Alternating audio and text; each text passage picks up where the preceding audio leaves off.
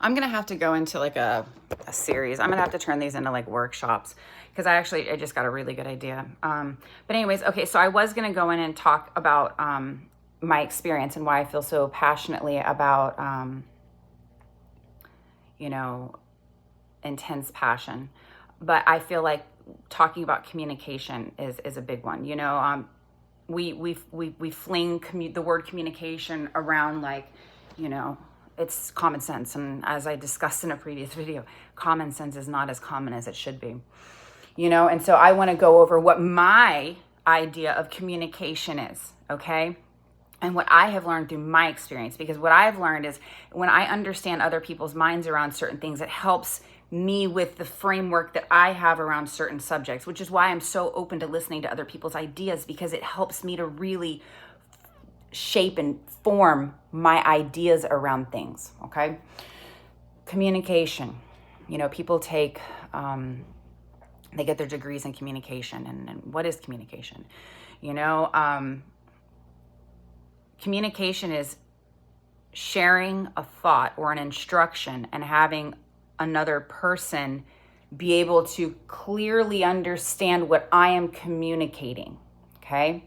So communication, it starts in the mind, your thoughts. So if you already have a prejudged idea of somebody in your head, when you go to talk to them, your body language already is expressing that. You might not think so, and you think that you're really good at hiding it. And maybe most people won't pick up on it. I pick up on it. Okay?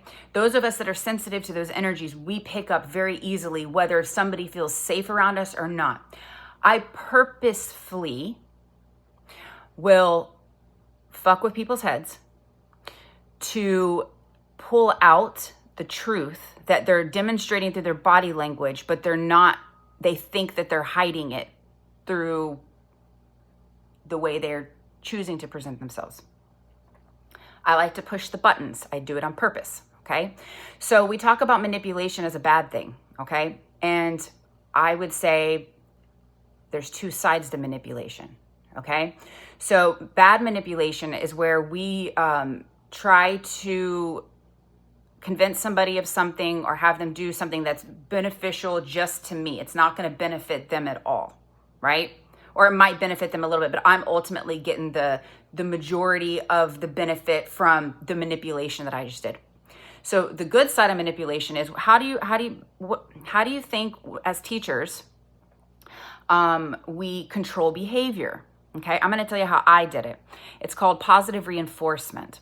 And so what happens is when I play off of what I know is going to motivate, encourage, that's going to get the desired response, behavior from somebody, I'm going to do certain things to manipulate their behavior, okay?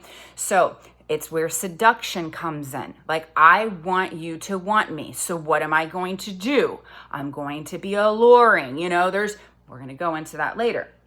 So there's two forms of it. So when we talk about seduction, let's go down that hole a little bit. So seduction, I will literally tell people, I'm going to get inside of your head and I'm practically going to make you fall in love with me. And here's the thing, people enjoy that, even though they know there's not a future relationship in the works, because I'll clearly express that.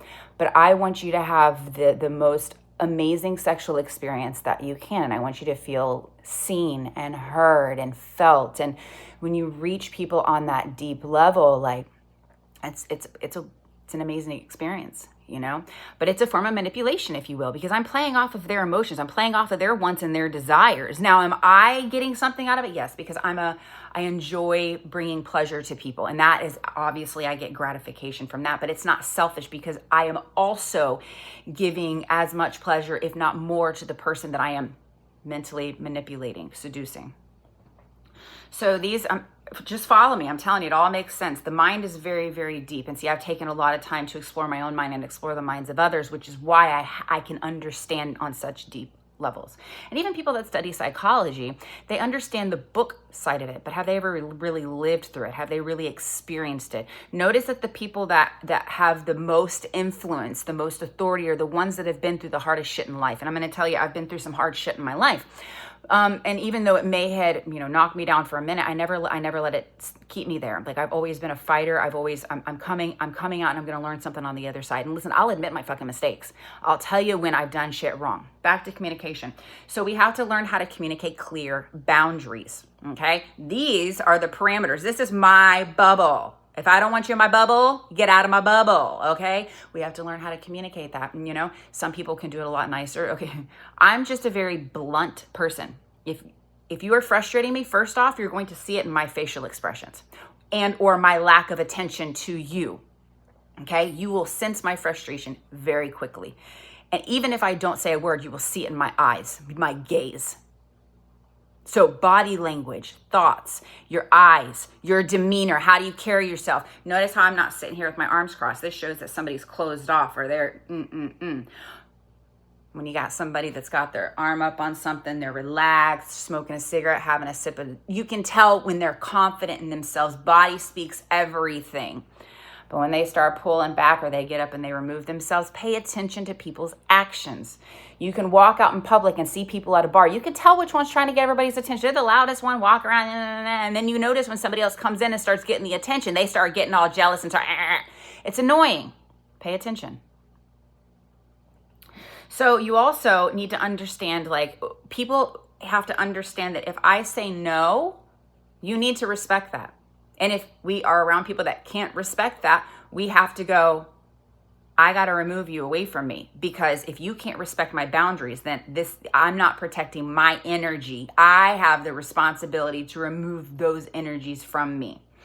So when you walk into a room, one of the first things, and people aren't that sensitive to this because they believe it's foofy, psychic type bullshit, and it's not. You feel people's energies. When you walk up to them, you can tell whether or not they are a powerful presence or not. You can tell if they're meek, timid, the lack of eye contact, or you follow people. I'm telling you, I keep saying I could work as a, I'd say forensic, but like a people profiler. I could totally be a people profiler. I love doing this shit. It's fascinating, and and when I'm off a little bit, that intrigues me even more, because I'm like, okay, what pattern did I miss, or what's different here? What can I understand better through where I saw this? I wasn't correct, right? Safety. So communication. When you're speaking to your spouse, like say you're the female counterpart and you potentially, maybe you want to have sex with another man, you should feel safe enough to be like, hey, I've had these desires going through my mind, and even if you don't plan on acting them out, you should at least feel safe speaking to your partner about them. That should be that. I'm going to roll into intimacy later, but it's communication, and your words. So listen, when we name call, I know they say sticks and stones will break my bones, but words will never hurt me. That's not true. Words do hurt, because words, they're not just words. They come from somewhere. They either come from my own hurt or my beliefs about you. So when I use hurtful language, it hurts. But they start losing their sting when you understand, like I said, it's coming from a place of hurt. I feel like I want to go somewhere with that. Sometimes when my kids are being assholes, I'll be like, you know what, you're acting like an asshole right now. I'm not like you are an asshole, because that's saying you are all the time an asshole. No, they aren't assholes. They act like assholes sometimes though. And I even use this with my ex-husband. I used to say that stuff to him as well. I would not say you are this, but I would say you were acting like this. Okay. So, but use your words carefully, stop and think. Don't trigger and, speak out of, insecurity, weakness, the triggers of trauma. Stop and think for a minute, and if you have to take a walk, I've had to do that a number of times. Just go for a walk, clear your head for a couple minutes, and So anyways, that's kind of what I want to talk on when it comes to communication. So, when we're encountering people every day, all day, there's different things that we pay attention to. We don't realize it. I realize it because I'm paying attention to it, but most people don't. But when you start focusing on these different things, people communicate a lot more than what you were realizing or noticing previously. And you'll also notice that your body, sometimes you'll take on emotions that aren't even yours. And that's where we talk about connectedness with other beings. But I'll expound on that a little bit more later in a video.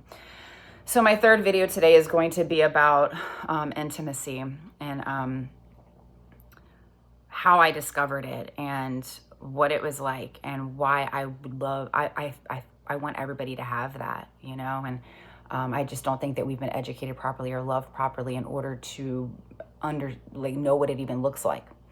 So I'm going to go ahead and finish this. I'm going to download this one and I'm going to get started on my next one.